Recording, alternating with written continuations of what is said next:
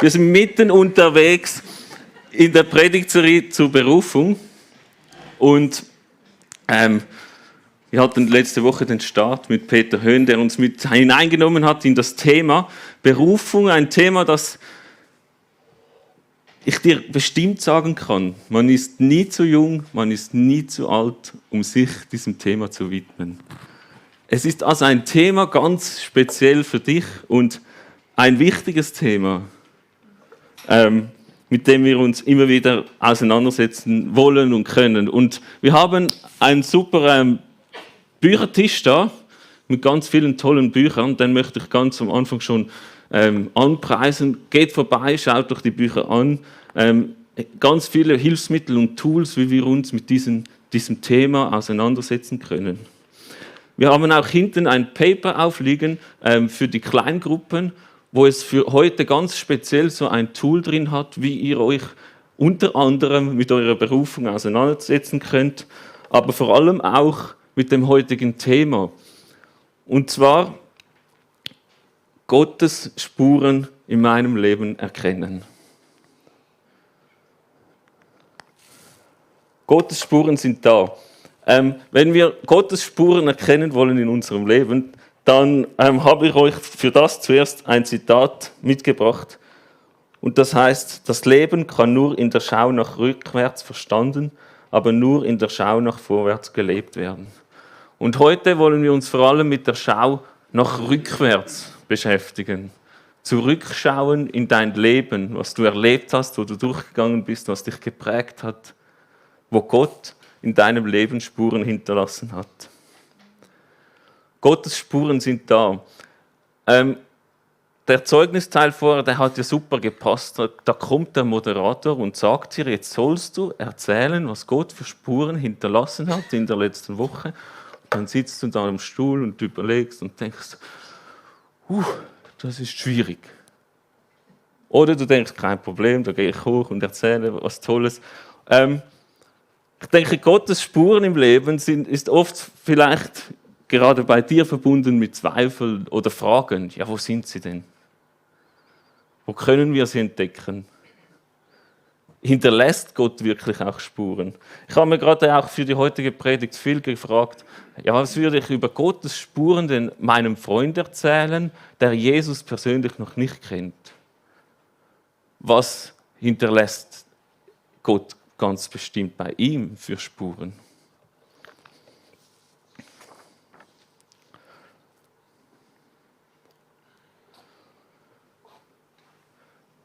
Als ich mich mit dem Thema beschäftigt habe, kam ich auf den Segen. Der Segen Gottes, der verheißen und versprochen wird von Anfang an den Menschen. Und nicht nur den Menschen, die Jesus irgendwie kennengelernt haben, sondern Gott ganz allgemein diesen Segen den Menschen auf dieser Welt verspricht. Wir haben am Anfang den Schöpfungssegen, den er jedem einzelnen Menschen zuspricht. Wir haben den Segen von Noah, aus der Geschichte von Noah, der jedem einzelnen Menschen gilt. Wir haben den Segen von Abraham, der nicht einfach allein auf Abraham zielt, sondern der weitergehen soll auf alle Völker und Nationen. Der jeden Menschen im Blick hat. Und wir haben am Schluss den Höhepunkt von Gottes Segen, der sich manifestiert und zeigt in Jesus Christus und seinem Werk, was er für uns getan hat. Gerade Jesus bringt auch diesen Vers in Matthäus 5, 44 bis 45 in Bezug auf die Feindesliebe, aber auch den Segen, der über jedem einzelnen Menschen steht. Ich aber sage, liebt eure Feinde, betet für die, die euch verfolgen. So handelt ihr wie wahre Kinder eures Vaters im Himmel. Denn er lässt die Sonne für Böse und Gute aufgehen und sendet Regen für die Gerechten wie für die Ungerechten. Der Segenregen. Ein Sprichwort, das wir sehr gut kennen. Es ist Gottes Wirken, das über jedem Menschen steht, ganz persönlich auch über dir. Und da bin ich über schöne Worte gekommen, die ich mit euch teilen möchte, die uns nochmal zeigen, was es denn heißt, Gottes Segen. Segen heißt, ich erlebe Gutes. Segen heißt, Gott ist mit mir. Segen heißt, Gott passt auf mich auf. Im neuen Lebensjahr, in der Schule, im neuen Leben, in der Ehe am neuen Tag. Segen ist kein Wunsch. Segen ist kein Gebet. Segen heißt, Gott geht mit. Gott geht mit dir mit. In deinem Alltag, da wo du unterwegs bist, kannst du dir sicher sein, Gott geht mit. Und wenn Gott mitgeht, hinterlässt er Spuren.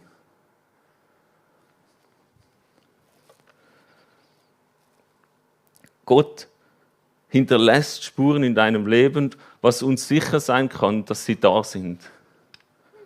Weil er verspricht es. Und der Grundsatz von Jesus segnet dich steht über dir. Und sie sind da. Und jetzt kommt halt diese Frage, ja, wie können wir sie denn erkennen? Und ich möchte diesem Segen, der da ist, diesem Gott, der mit dir mitgeht, einen Bibeltext gegenüberstellen, den wir heute ganz tief miteinander anschauen wollen. Ein Bibeltext, der in erster Linie vielleicht ein bisschen sehr harte Worte wählt. Das ist aus dem 5. Mose, das ist so die Abschiedsrede, die Mose seinem Volk hält, wo er nochmal alles Wichtige mitgeben will, dass sie wirklich auch verinnerlichen sollen und immer wieder auch mitnehmen und für sich selber, was er selber sehr wichtig findet. 5. Mose 8, Verse 2 bis 5. Wir lesen gerade die ganzen Verse. Und gedenke des ganzen Weges, den dich der Herr, dein Gott, geleitet hat.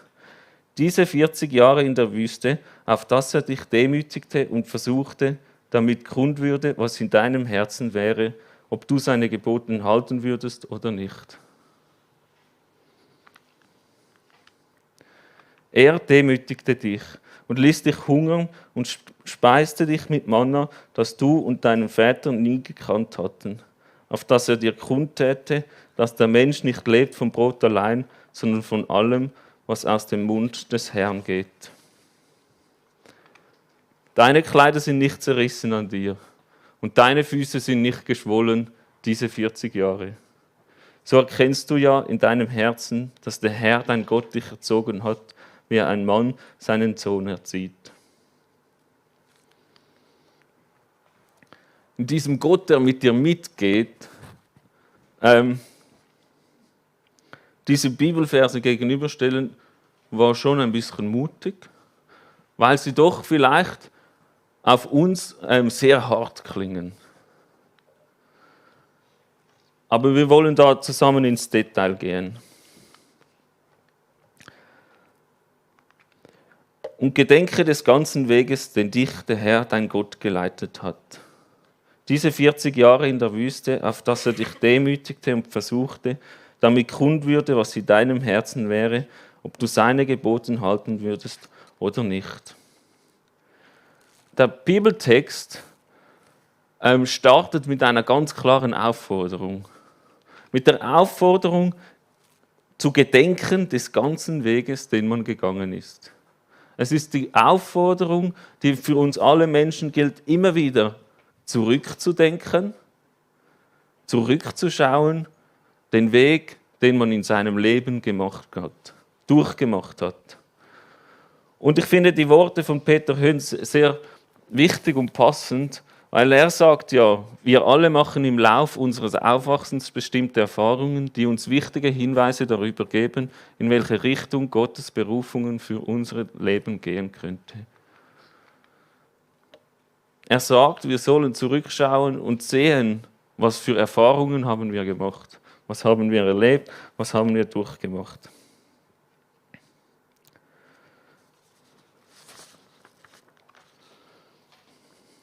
Geleitet hat diese 40 Jahre in der Wüste. Dein Gott geleitet diese 40 Jahre in der Wüste. Wir haben einen Gott, der dich leitet. Eine Person auf ihrem Lebensweg begleitet und immer wieder Orientierung und Weisheit und Einsicht gibt. Ich finde da ganz wichtig anzumerken, wenn wir diesen Text im ganzen biblischen Kanon betrachten, dann merken wir, dass Gott jemand ist, der nicht aufdringlich leitet, der sich nicht dir irgendwie zeigt, du musst unbedingt so und es darf nur so sein, sondern Gott ist ein Gott, der in Demut leitet und der bei dir nachfragt und dir nicht irgendwie einen Weg aufdringt.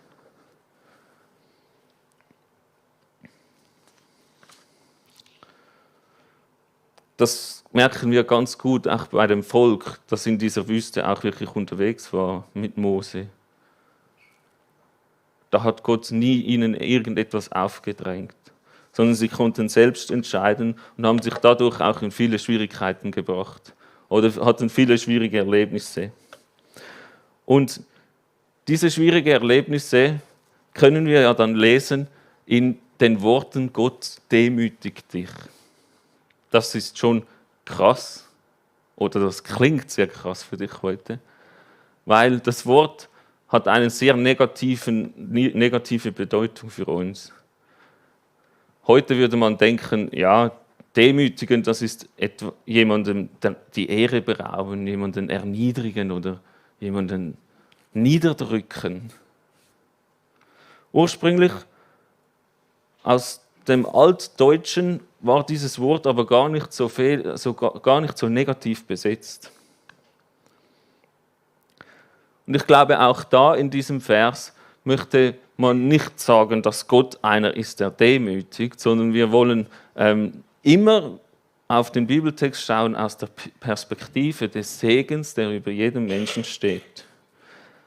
Aus der Liebe Gottes, die über jedem Menschen steht. Und so ist es so, wie wir auch im Volk von Israel immer wieder merken können, dass sie Fehler gemacht haben oder sich für falsche Wege entschieden haben oder irgendwie in schwierige Situationen gebracht haben. Und daraus sind Konsequenzen entstanden. Und aus diesen Konsequenzen merken wir irgendwie, dass Gott darin etwas gemacht hat. Menschen machen Fehler und erleben die Konsequenzen. Diese Fehler können demütigend sein, aber sie bieten auch die Möglichkeit, daraus zu lernen und sich zu verbessern. Also wir bringen uns in Situationen, wo wir Fehler machen und wo wir Konsequenzen tragen müssen, aber Gott schaut darauf, dass wir daraus lernen können und sieht darin immer wieder dein Herz, weil er bezieht sich ja auch im Vers, was in deinem Herzen wäre. Er sieht darin dein Herz und setzt das als Maßstab. Ich weiß noch, so ein demütigendes Erlebnis, wenn ich in meinem Leben zurückschaue, war damals, als ich an der ZHW Soziale Arbeit studierte. Da hatten wir Entwicklungspsychologie und wir hatten da eine Kreuzprüfung, wo wir viel ankreuzen mussten und sehr, sehr viel auswendig lernen. Und auswendig lernen ist überhaupt nicht mein Ding. Und ich habe dann diese Prüfung geschrieben und habe sie dann nicht bestanden. Also ich bin durchs Modul durchgefallen. Und habe dann aufgehört, also soziale Arbeit studieren und habe mir dann lange überlegt, ob ich jetzt weiter an der Höheren Fachschule Sozialpädagogik studieren will, weil ich mir da auch viel anrechnen konnte und das wäre nur noch 1,5 Jahre gegangen und dann hätte ich meinen Abschluss gehabt. Oder ob ich Theologie studieren soll. Ich bin immer hin und her gerissen gewesen und so und es war sehr schwierig und ich habe mich dann trotzdem entschieden, einfacher, weil man das ja so macht, dass man zuerst seinen Abschluss fertig macht und dann das nächste startet, dass ich an die höhere Fachschule gehe und dort meinen Sozialarbeit-Studiengang abschließe. Und es war so, dass ich das war noch nicht so demütigend. Mit dem konnte ich gut leben. Das Schwierige kam dann danach. Ich habe gearbeitet in der Brühlgut-Stiftung und ich war sehr gut in meinem Job. Meine Chefin hat mir sehr viel Verantwortung zugetraut und hat mir auch, ich konnte eigentlich alles machen, was auch ausgebildete Leute auch machen könnten. Und ich habe viele Bezugspersonengespräche geführt, Gespräche mit Angehörigen und so weiter. Und ich war sehr gut darin und wir hatten dann die Prüfung da an der Schule, an der Agogis über genau dieses Thema, wie führe ich gute Gespräche mit Angehörigen und Bezugspersonen. Und es war so, also für meine Chefin war es wie klar so, das ist das, was der Simon richtig, richtig gut kann. Und das ist das, wo er total hingehört und machen muss. Ich bin dann an diese Prüfung gegangen und bin da durchgefallen. In meinem als Thema quasi, in dem ich wie der Beste bin. Und das war dann demütigend.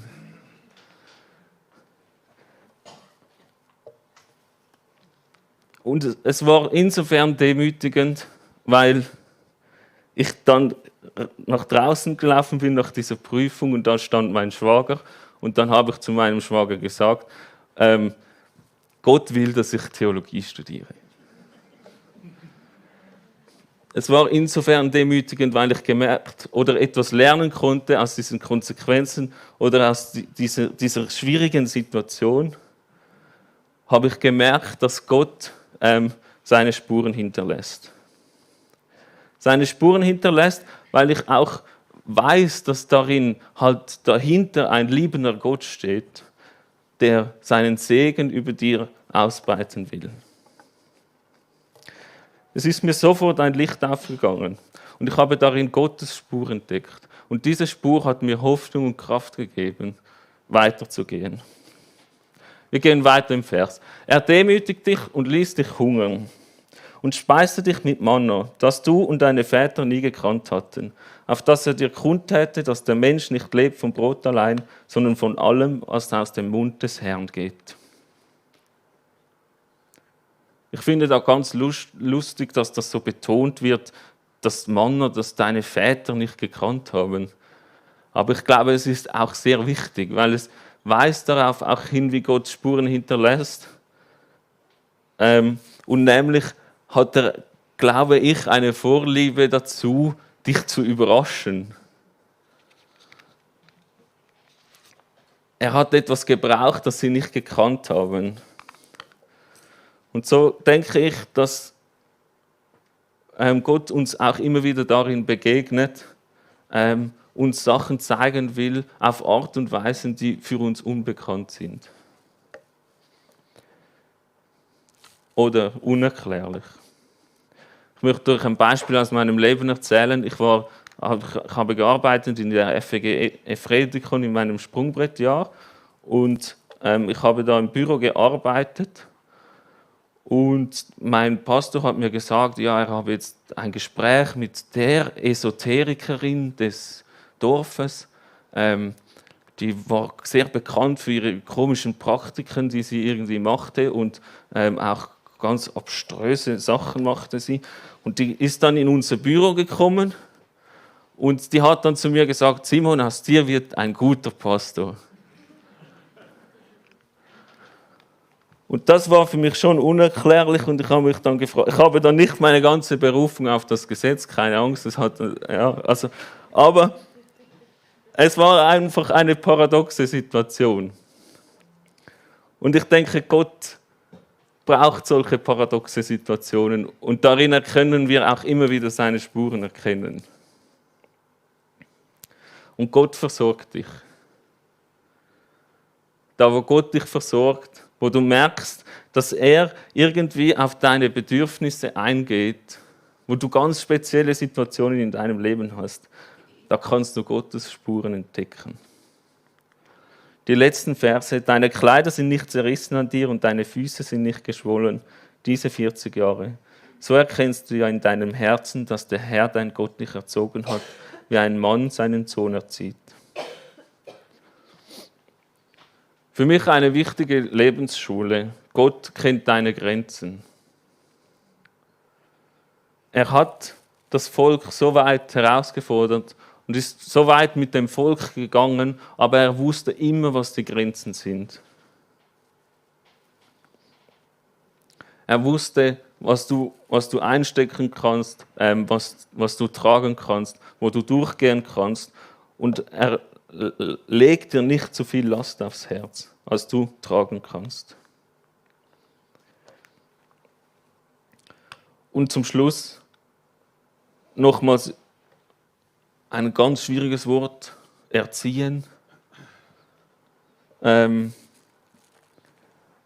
Gott, der dich erzieht.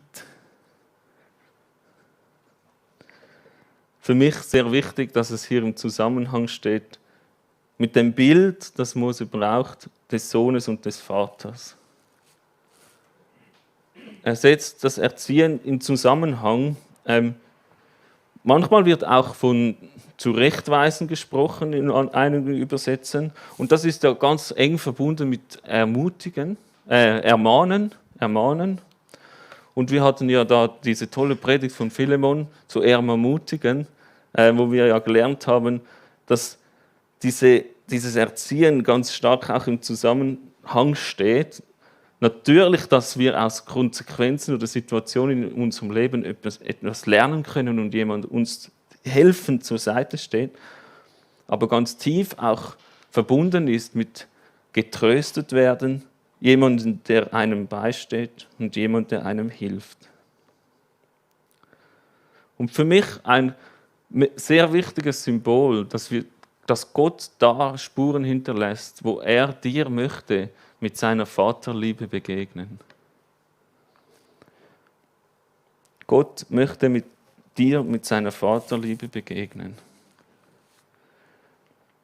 Wir hatten in der Brühlgut-Stiftung immer Ferienwochen und dann waren wir unterwegs in so einer Ferienwoche. Wir hatten einen großen Bus gemietet, der musste ich dann fahren und die haben dann einen Ausflug gemacht mit dem Schiff und sind ins Thermalbad und haben da gebadet und ich musste die dann abholen und bin dann mit dem Bus quasi da den Bodensee entlang gefahren und musste dann abbiegen und habe dann einem Lastwagen den Weg abgeschnitten. Der ist dann an den Straßenrand geprallt und zurückgekommen und hat mich dann gecrasht und dann habe ich diesen Bus geschrottet. Ja. Ich habe diesen Bus geschrottet und es war, ich hatte so schlechtes Gewissen, ich bin dann zurückgegangen, also habe natürlich meine Chefin angerufen und alles und die konnten dann mit dem Schiff zurück und es war nicht ganz so schlimm. Ich hatte so schlechtes Gewissen, als ich da zurück war in unsere Ferienunterkunft und es tat mir so leid, dass ich jetzt diesen Bus geschrottet habe, dass ich da saß und weinte und ich darin aber merkte, wie Gott mir darin in seiner Vaterliebe begegnet ist. In diesem Moment ging mir eine Spur Gottes auf, in dem ich merkte, Gott ist nicht zornig auf mich. Und Gott ist auch nicht jemand, der mir das nachtragen wird, sondern er vergibt mir und er möchte mich auch darin segnen. Er ist mir in seiner Vaterliebe begegnet.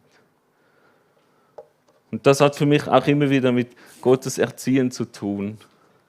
Darin immer wieder auch diese Vaterliebe Gottes zu suchen und zu sehen, wie er dir darin begegnet.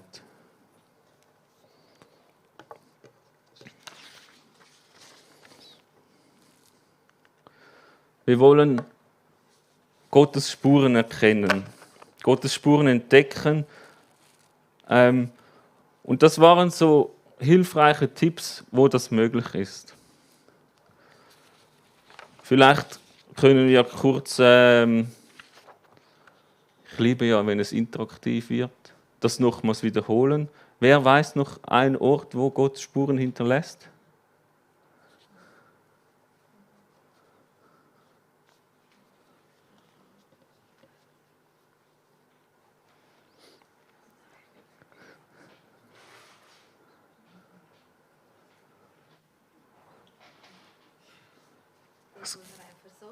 Dort, wo er einen versorgt.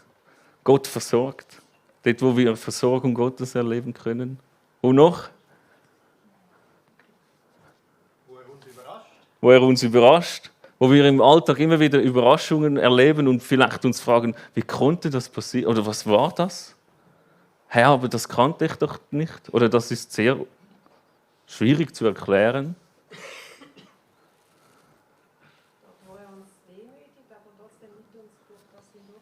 Dort, wo er uns demütigt. In Form von, wenn wir mit schwierigen Konsequenzen im Leben handeln müssen, Gott zeigt, wie daraus Gutes entstehen kann. Er beschenkt uns, wenn ein Wunsch zum Beispiel in Erfüllung geht, wo man sich wünscht. Wenn wir später merken, wie etwas, das wir uns gewünscht haben, wie Realität wurde, ja.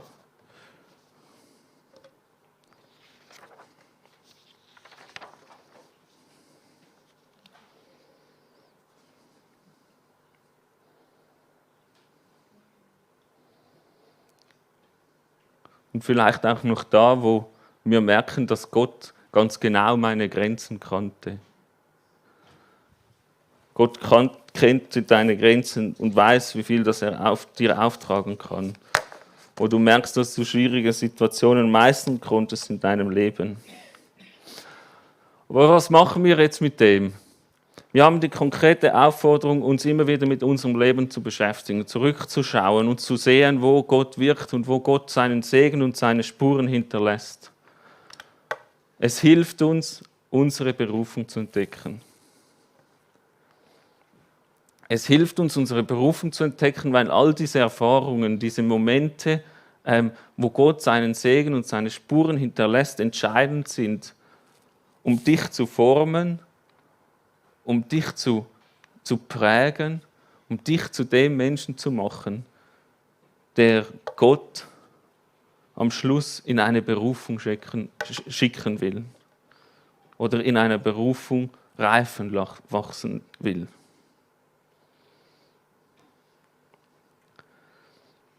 Wir haben den Segen, der über dir steht. Gott, der mit dir ist und in deinem Leben Spuren hinterlässt.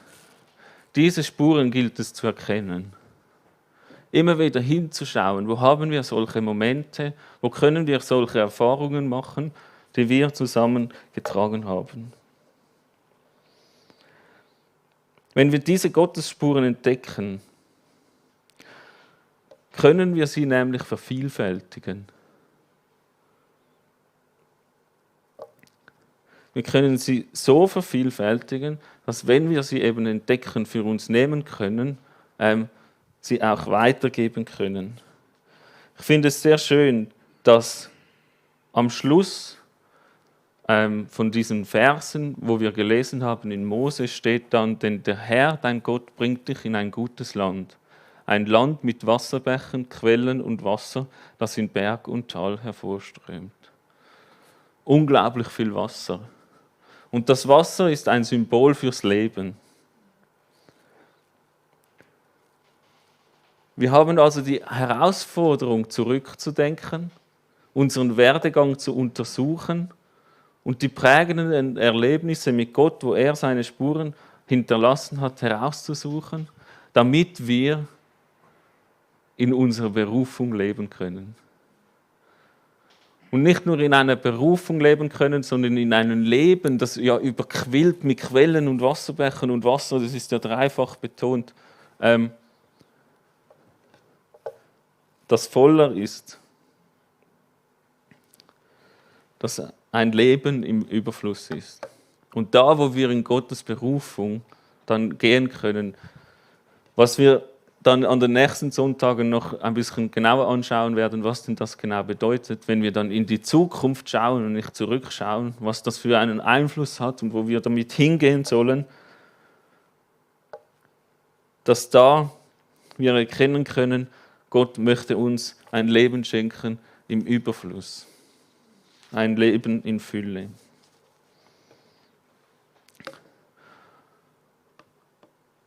Also eine ganz konkrete Aufforderung, eigentlich persönlich für dich, deinen Werdegang mal zu untersuchen. Vielleicht die entscheidenden, prägendsten Ereignisse, wo Gottes Segen ist, herauszufiltern.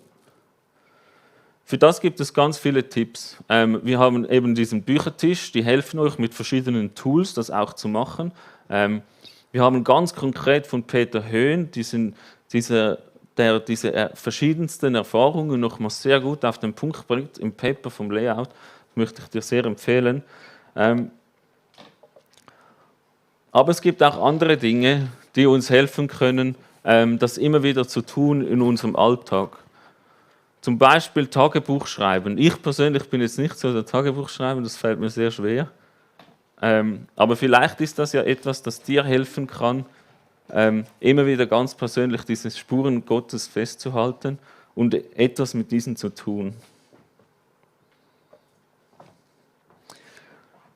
Ich merke immer wieder, dass, wenn wir zurückschauen in unser Leben, auch Situationen da sind, die wirklich noch nicht geklärt sind, die offen stehen vor Gott und man nicht wirklich Gottes Spuren auch erkennen kann. Situationen, die vielleicht besonders tief gegangen sind, die besonders schwer waren oder die besondere Herausforderungen mitgebracht haben. Und die man mit Gott noch nicht irgendwie verstanden hat. Und in diesen Situationen möchte ich dich einladen, auch dir Hilfe zu suchen. Hilfe zu suchen, mit anderen Menschen darüber zu beten und zu sehen, wie Gott, was Gottes Spur eigentlich darin ist und was er hat. Wir haben auch heute für dich ganz konkret ein Gebetsteam dabei, hinten Menschen, die für dich beten wollen. Und wenn du merkst, hey, da gibt es Situationen in meinem Leben, mit denen habe ich noch nicht abgeschlossen, darin habe ich noch nicht Gottes Spur entdeckt, dann geh doch nach hinten und nimm dieses Gebet auch für dich in Anspruch. Peter Höhn sagt zum Schluss ganz konkret, das Bewusstsein für unser Werdegang und für Gottes Spuren in unserem Leben hilft uns, für unseren weiteren Weg gute Entscheidungen zu fällen.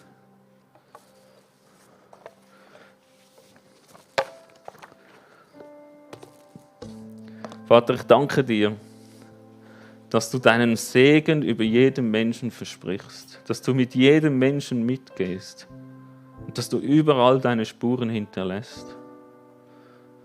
Da, wo wir schwierige Situationen erleben, wie du Gutes daraus machst, da, wo du uns leitest und führst, wo du dich nicht aufdringst, sondern in deiner Vaterliebe uns begegnest. Ich danke dir dafür, dass wir, wenn wir zurückschauen, diese Spuren erkennen können. Und da, wo wir es nicht können, möchte ich dich bitten, dass du uns hilfst. Dass du uns hilfst, deine Spuren zu erkennen. Und diese Rückschau nutzen können, um in unserer Berufung aufzublühen. Um ein Leben zu leben, das erfüllt ist.